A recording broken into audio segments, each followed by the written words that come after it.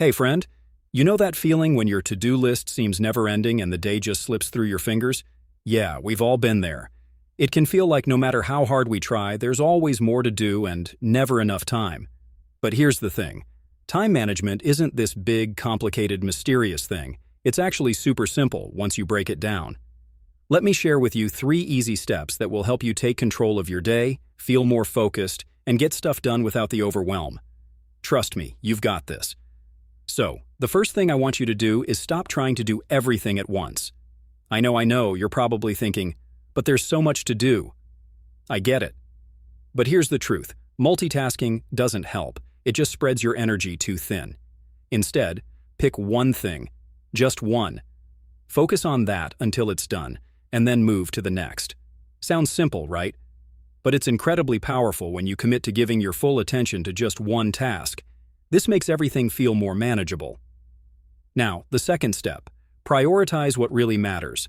I've made the mistake of trying to tackle everything on my list because I felt like I had to. But when you sit down and think about it, what's the most important thing that'll move you forward today? Start there. When you focus on your top priorities, the little stuff just falls into place. All right, I know it sounds simple, but stay with me because this last one really works. Okay, step 3. Protect your time like it actually matters. Because it does. I used to think I had to be available for everything and everyone. Every little notification, I'd check it. Every favor someone asked, I'd say yes, even if I was already swamped. And before I knew it, boom, another day gone. And I hadn't even touched what I needed to do. So here's what I started doing, and it changed everything. I block off time for myself, not just for work or responsibilities, but also for rest, thinking, or even doing nothing at all. I call it non-negotiable time. It's like making an appointment with yourself, and you don't cancel on you, right? It can be as little as 30 minutes. But in that window, I silence notifications, shut my door if I need to, and focus. Whether it's deep work or a power nap, I give that time my full attention. And you know what? I started getting more done without feeling drained all the time. I know it might feel weird at first, like you're being selfish or antisocial, but here's the truth. You can't pour from an empty cup. Guarding your time isn't selfish, it's responsible. It's how you stay energized, focused, and grounded, even when life gets hectic. So let's recap real quick, but not like a lecture, just as a friend. Stop multitasking. Prioritize what actually matters, and protect your time like your peace depends on it. Because honestly, it does. That's it.